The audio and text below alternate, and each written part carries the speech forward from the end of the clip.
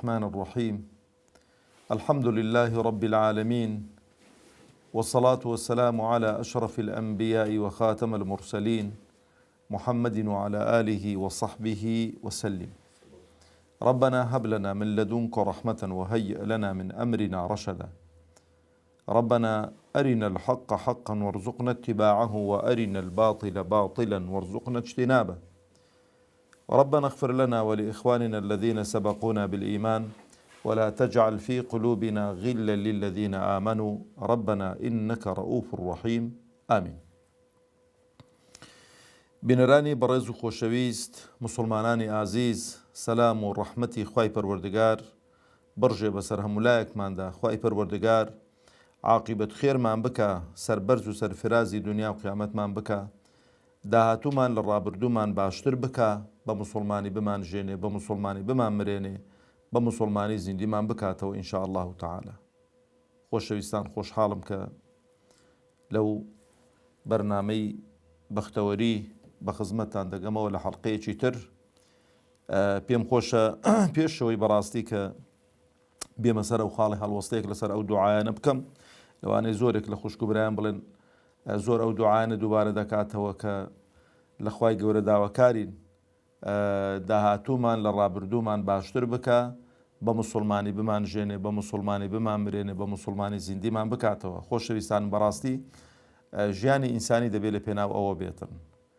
چونکە ئینسان ئەگەر هەر کاتێک لە خۆمان ڕازی بووین دەرکەی وەکو بڵێ شەیتان زەفەری پێبردووین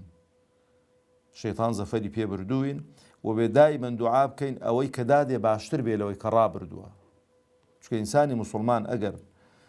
داهاتووی لە ڕابردووی باشتر بێ بەردەوام نیشانەی مەقبولیەتی تاعەت و عیبادەت و خواپەرستیەکانە نیشانەی مەقبولیەتی تاعەت و عیبادەت و خواپەرستیەکانە چۆن چونکە عولەما دەفەرمون ئەگەر ئینسان خوا موفەقی کرد لە عیبادەتێک بۆ عیبادەتێکی دیکە لە خواپەرستیەک بۆ خواپەرستیەکی دیکە لە چاکەیەک بۆ چاکەیەکی دیکە ئەوە نیشانەی ئەوەیە کە خوای پەروەردگار تەبارەک و تەعالە ئەو تاعەت و عیبادەت و خواپەرستیانەی ڕابردووی کە ئەنجامی داون دەی قبول کردووە. بەڵام خوا نەخواستا ئەگەر ئینسان داهاتووی لە ڕابردووی خراپتر بێ داهاتووی لە ڕابردووی خراپتر بێ یعنی ڕۆژ بە ڕۆژۆک و هەر بەرەو خراپی بڕوە خراپەیەکی دەکا وەرا خراپەیەکی دیکە دەکا و جا خراپەیەکی دیکە چاکەیەکی دەکا لە دوای چاکەی خراپەیەک دەکا و نیشانەی ئەوەیە کە ئەو تاعەت و عیبادەت و خواپەرستیانە قبول نەکراون. و ئەوجا دوعای مسلمان بوون و ئیمانداری ئینسان کە بە مسلمانی بژێ زۆر گرینگە. ئینسان لە ژیانی خۆیدا هەوڵداتن بە مسلمانەتی بژیانی بە مسلمانەتیە کە هەڵقوڵاوی عەقیدە و بیر و باوەڕێکی تۆکمە بێتن بە عیلمەوە تۆرگرتە بێ بە زانستەوە تۆرگرتە بێ. ئەم زۆر جار زۆر کەسی وا هەیە مەسەلەن ئێستانەکە جاهیلە بە دینی خۆیەوە پرسیار ناکە ناخوێنێتەوە بەڵام بۆ کار و کەسابەتێکی دنیایی تەماشا دەکەی کەس ناتوانانی فێڵی لێ بکاتن لەو سەری هاتۆتەوە هەند چاک تێیدا شارەزا بۆ چکە شتی مادیات و مەلموس وانەی لەبەردەستە. یخۆ و دینە گەورەترە لە هەموو تیجارەت و لە هەموو معامەل و لە هەموو شتێک ئینسان دەبێت لێی حاڵی بێت. لەبەرەوەی ژیانی ئینسانی کە بە ئیمانداری و بە مسلمانەتی ژیاین بۆ خوای دەبێت وەکو خوای گەورە دەفەرمێ قل ئین صەلاتی وەنوسوکی ومەحیای ومەماتی لله رب العالمین. ژیانی ئینسانی دەبێت بۆ خوای بێ و ئینسان لەسەر چیش بژێ لەسەر ئەوەش دەمرێ. خوای بە مسلمانەتی بمان ژێنی کە بە مسلمانەتی ژیای ئۆتۆماتیکیان بە مسلمانەتیش دەمری لە عەدالەتی خوای پەروەردگار. خۆشەویستانم ناوەشێتەوە کابرا ژیانی هەمووی بە مسلمانەتی سەرف کرد بێت لە ئاخیری سەرمەرگ جیا بە کافری بمرێتن. ئاگاتان لەو خاڵەی هەبێت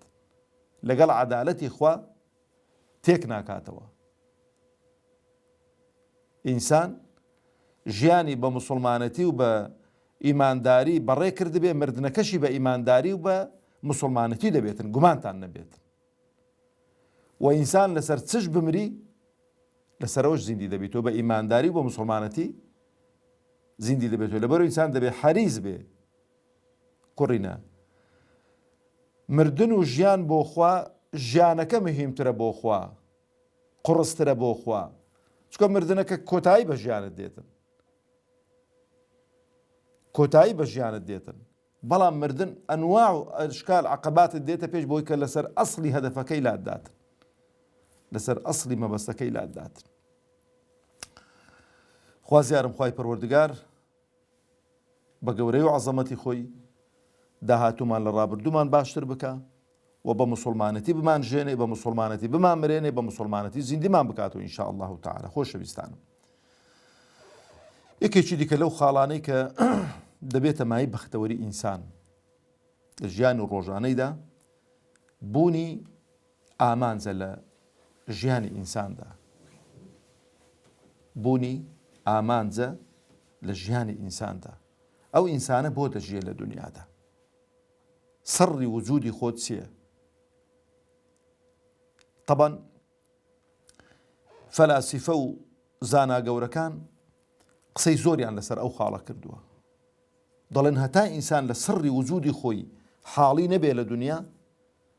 بەڕاستی تام و چێژ و لەزەت لە عەبدایەتی و بەندایەتی و لە عیبادەت و لە خواپەرستی و لەوانە ناکات ئەو چەند پرسیارە دەبێ ئینسان وەڵامی دابنەوە نەک وەڵامیان بداتەوە دەبێ وەڵامی دابنەوە دەبێ گەیشت بێتە یەقین ئینسان لەکوێوە هاتووە وەکو خەڵکێکی مەسەلەن دوور لە دین کە موسڵمان نییە کە جاهیلە بە مەخلوقاتی خوای پەروەردگار ئایا ئینسان ئەمیبایەک بووە و دوای تەتەووری کردو و دوای هوردە هوردەدەی لەوەی بۆتە ئەوە و لەوەی بۆتە ئەوە هەتا گۆتە و ئینسانە ڕێک و پێکە ئاخر معقول نییە ئینسان مەسەلەن بۆقێک ببێتە و ئینسانە جوان و بەس معقول نییە تەتەوور و بەرەو پێشچوون لە ئینسانی کۆتایی پێبێتن خۆ دەبوا لە ئینسانی باش شتێکی دیکە هەگۆبی دەبێت بڵێ کاکە ئینسانیشنەوە قۆناق و تەتەوور دەڕواتن دەبێتە داینەسوور دەبێتە نزامجا پێم خۆش نییە تەشبیه ئینسانی بە شتی دیکە بکەم یانەوەتە ئینسان جاوەی کە ئەو بۆ چوونە سەقەتانەیان هەنا سڕی جارێ بوونی ئینسان جاهیلن بە خەڵقی ئینسان لەکوێوە هاتووە ئەو پرسیارانەش خۆشەویستانم چووکە شتێکی غەیبین ئللا لە ڕێی وەحیەوە ئینسان دەتوانێتن پێی پێ بباتن وەحیش لە ڕێکیەوە دەتوانێت ئینسان پێی پێ ببا لە ڕێی پێغەمبەران عەلەیهیمو السەڵات وەسسەلام ئەها چەند گرینگە ئیمان بە پێغەمبەران عەلەیهیمو السەڵات وەسسەلام هاتوون ئەو شتانەمان لێ حاڵیکەن ئەو جا کە ئینسان ئەو ئیشکالی ئەوەت نەما ئەتۆ لەکوێوە هاتووی ئەو جا پرسیاری دیکە خۆقیت دەکاتەوە بۆ هاتووی بۆ ئەو دنیای سڕی وجودی تی چووە لەو دنیاە ئەوەش لە ڕێی وەحیەوە دەزاندرێت ئیوا هەیە لە دنیادا خەریکی چییە هەر خەریکی لەه و لەعیبە کە هەدەفەکەیە مەبەستە هیچ هەدەفێکی نین لەو ژیانەیدا ئەگە بێی بە وردی تەماشای ئەهدافی خەڵکیکەی ئامانجەکانی خەڵکیکەی لە دنیادا جۆرا و جۆرن بە گوێرەی عەقیدە و بیر و باوەڕی ئینسان ئەو هەدەفانە گۆڕانکاریان بەسەردا دێت بە گوێرەی ئیمانی ئینسان دامەزراوەی ئینسان تەقوای ئینسان ئامانجەکان گۆڕانکاریان بەسەردا دێتن خۆشەویستانی خۆ ئەوەی کە لە ڕێی وەحیەوە سڕی وجودی خۆی زانی بێ لەو دنیای ئەهدافەکانی ئەهدافی جوان و نەبیل و ئامانجەکانی ئامانجی جوان و تۆکمە و ڕێک و پێکن کە لە خودی ئینسانەکە دەوەشێنەوە لەو دنیایدا بۆ چونکە بخۆ نایە بڵێ وەڵام من هەدەفی من چیە لەو دنیایی سڕ یعنی وەر باو پرسیارە لە خۆمان بکەین چێ لە ئێمە تاکو ئێستانەکە بە جددی فکری لە ئەو ئامانجە گەورانە کردوتەوە کە ئینسان لەو ژیانەیدا دەژی بۆ دەژیەتەوە ئیوایە بۆ شەهادەی دەژیتن شەهادە قۆناغ و مەرحەلەیەکە کۆتایی دێتن دکتۆرات وەرگر لە دوای دکتۆراتی ئەبیە پرۆفیسۆر لە دوای پرۆفیسۆری بێچی شێخ عەبدولحەمید کوشک هەزار ڕەحمەتی لێبیتن ئەوڕۆی لە هەموو ڕۆژان خۆشتر بێ یا ڕەب العالەمین لە هەشتاکان زۆر شریتی ومان لێ دەدا جا شتێکم زۆر لا گەورە و ئەو زۆر لە مێشکمدا دەهات و دەچوو ئەوەی زۆر دووبارە دەکردەوە دەیفەرموو کەم من مەلیک رفع له علامات فلما علا مات. ئەنی مەلیکایەتی و پلەداری و نەجمە و ئەوانە قۆناغ و مەرحەلەیەکن کە هەموو قۆناغەکانت بڕین فەلەما علا کە هەموو قۆناغەکانی بڕین هەموو نەجمەی لەسەر شانی دانران چێ لە دوایوی مات مردنە کۆتایی بە ژیانی دێتن. سڕی وجودی ئینسانیش ئینسانەگە بیوێ حاڵی بێ دیسان لە ڕێی وحیەوە حاڵی دەبێ بۆی کە ئینسان ئەو ژیانە بە دەرفەت بزانێ بەختەوەر بێتن تێیدا. خوای گەورە تەبارەک وتەعالا دەفەرمێ وما خەلەقت الجن والئینس إلا ليعبدون. سڕی وجودی ئینسانی بۆ چییە؟ بۆ عیبادەتە. عیبادەتیش خۆشەویستانی خۆم هیچ وەکو عیبادەت بەختەوەری بە ئینسان ناداتن کە لە دەرسەکانی ڕابردوو باسم کرد. عیبادەت وا لە ئینسان دەکات تام و چێژ و لەزەت لە ژیانی خۆی بکاتن. عیبادەت بەو مانایە شاملەی بەو مانایە تەسکەی ئەو ڕۆناکە خەڵک سەیری دەکا دوو نوێژان دەکا ڕیبا دەخوات دوو نوێژان دەکا زینا دەکات دوو نوێژان دەکا مەشروب دەخواتەوە دوو نوێژان دەکا فێڵ دەکات دوو نوێژان دەکا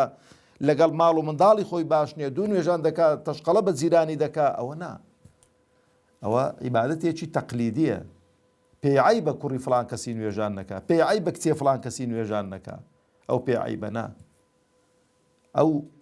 مەفهومی عیبادەت زۆر زۆر گەورەیە. مفهوم عبادة كل ما يحبه الله ويرضاه أو عبادته حموشتان أو شتاني كخوا خوشي دوين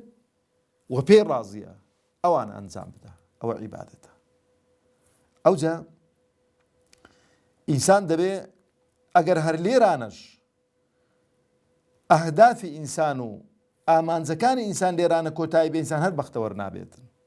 باشە ئەوە مزانیم لەکوێ هاتووم زانیم بۆش هاتووم کە خواپەرستی و دینداریەکی باش بکەم ئەدی لە دوایوەی مردنە و کۆتایی دێتن یانی هەموو شتێک ئەوەی کە ماندوو بووە و ئەوەی کە ماندوو نەبووە و ئەوەی کە کردوویەتی و ئەوەی نەیکردو هەمووی بمرێت و بچێتە عەدەم و کۆتایی پێبێنەوە لاوەزەکە تام و چێژ و لەزەت دروست ناکە نا لە دوای ئەوە ژیانی ڕاستەقینە دەست پێ دەکا. ژیانی ڕاستەقینەی ئینسان خۆشەویستانم لە دوای مردن دەست پێ دەکات وەکو لە بەشێک لە زانایان و هاوڵە بەڕێزەکان دەفەرمون من مات قامت قیامته یان دەفەرمێ الناس نيام إذا ماتوا استيقظوا خەڵک خەوی لێکەوتووە الناس نيام خەوی لێکەوتووە إذا ماتوا استيقظوا ئەگەر مردن و خەبەر دێن ئەگەر مردن و خەبەر دێن یانی چی وەکو خوای گەورە دەفەرمێ فكشفنا عنك غطاءك فبصرك اليوم حديد ئەو حەقایقە غەیبیانەی کە پەردەیەک لە مابەینی چاوی تۆ و ئیدراکی تۆ هەبوون لەگەڵ ئەو حەقایقە کە خوا باسی دەکات لە قورئانی پیرۆزدا بە پێغەمبەرانی فەرموو عەلەیهیمو سەڵات وسەلام بە مردن ئەو پەردەیە لا دەچێتن هەموو شتەکان وەکو خۆ دەبینی جا هەنجین لەسەری خۆت دەدەی یا لەیتەنی قەدەمت لحەیاتی خۆ زیادە بۆ ژیانی خۆم ناڵێ لیمەماتی خۆ مردووە چکە دەزانێت حیاتی ڕاستەقینە لە دوای مردنە. ئەوجا لە خاڵی سێم بۆی کە ئینسان بتوانێت هێشتانەکە هەباسی ئەهدافەکەمان نەکردووە بەس باسی سڕی وجودمان کردووە کە ئینسان ئەگە ئەوەی زانی ئەوجا بۆ خۆی دادێ ئامانجی وجودی خۆی لەو ژیانەیدا دەزانێت بۆ هاتووە. ئینسان بۆ کوێ دەچێتن هەر دەمێنێتەوە لێرانە تەماشا دەکەین هەر نامینینەوە بۆ چونکە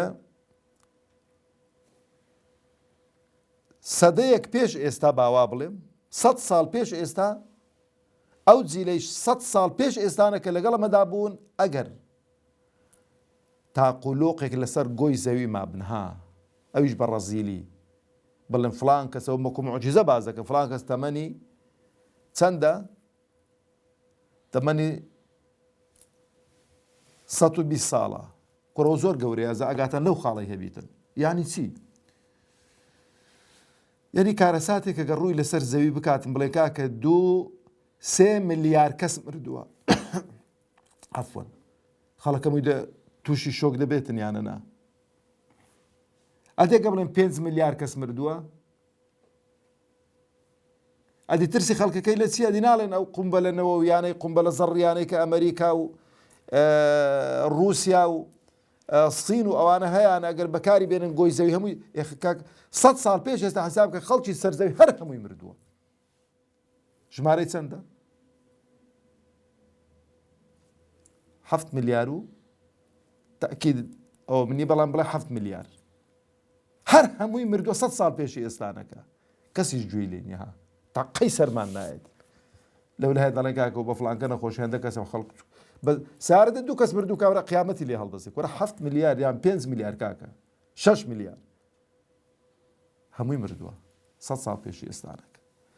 ئینسان لەو مردنەش دەبێ بزانی بۆ کوێ دەچێتن. ئەو وەڵامە زۆر گرینگە، بۆ عەدەم دەچێت یان بۆ ژیانی ڕاستەقینە دەچێت. ئەو جا خۆشەویستانی خۆم بوونی ئامانج لە ژیانی ئینسانیدا زۆر گرینگە. ئی وایە ئامانجی چێ بەس خواردن و خواردنەوەیە. یاکولونە وەیەتەمەتەعون، بەڵام پەنامان دەیخوایە ئەوانەی کە ئەو ئامانجان هەیە خوای گەورە چ دەفەرمێ؟ کەما تەأکول الئەنعام، بۆ چووکە حەیوانات پەرژینێکی قایم بێ لە خەڵکی چاک و باش. حەیوانات بۆ دروستکراوە بەس بخوات و بخواتەوە و ڕابوێرێتن. ئینسان ئەهدافی زۆر گەورەتری هەن. ئیوا هەبووە دەسەڵاتداری وا هەبووە دەجێڕنەوە لە مێژوودا باسییان کردووە، دەڵێ بەس سەرقاڵی خواردن بووە، سفرەیان بۆ دەڕازاندەوە، تێری دەخوارد. ئەو جا دەچوو خۆی دەڕشاندەوە، دەهاتەوە جارێکی دی کە دەکەتەوە سەر ئالیچێ. وەڵڵاهی ئەوەکو کوردەواری خۆمان ئەڵێ ئەگە سەرچۆ پێ بدێ دەستی گامێشێ بۆ لای کادینێت ڕادەچێشەوە، هەر خەریکی کادینێ بووە. ئیواشە بووە چکە هەدافی زۆر نەبیل و زۆر گەورەی هەبوون لە ژیاندا حاڵی بووە، ئەو جسمەی خۆی ڕاگرتووە، وای لێ نەکردو بیکاتە هەمبانەی هەموو شتێکی هەر تێکە. بەرەندێش پێغەمبەر عەلەیهی سەڵات وسەلام دەفەرمێ ئینسان لە خواردنێشدا، لە خواردنی حەڵاڵیشدا هەتا ئێرەی تێمەکە بیکە سێ بەش. نەخێری وایە بەس خەریکی مۆدیلات و جلوبەرگ و بەزم و ڕەزمیە.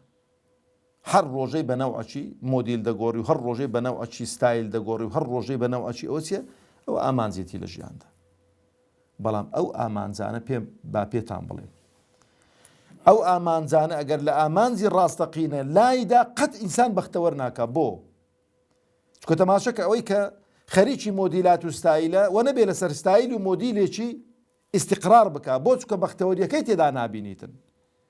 چونکە هەر شتێکی دەبینی شتێکی دیکەی دێتە پێش چاوان، هەر شتێکی دەبینی شتێکی دیکەی دێتە بەر چاوان. بەڵام ئینسانی ئیماندار ئەگەر سڕی وجودی خۆی زانی، ئامانجی ئەوە بوو کە لەو دنیای خوا لە خۆی ڕازیکە، لەو دنیای عیبادەت و خواپەرستێکی باش بکە، بۆی کە لە دنیای دیکەدا بەختەوەر بێ، ڕۆژ بە ڕۆژە و ئینسانە چ دەکا؟ نەک دوو دڵی بۆ دروست نابێنە، ڕۆژ بە ڕۆژ ئیستیقراریەت و ئەمنیەت و محەبەتی ئەو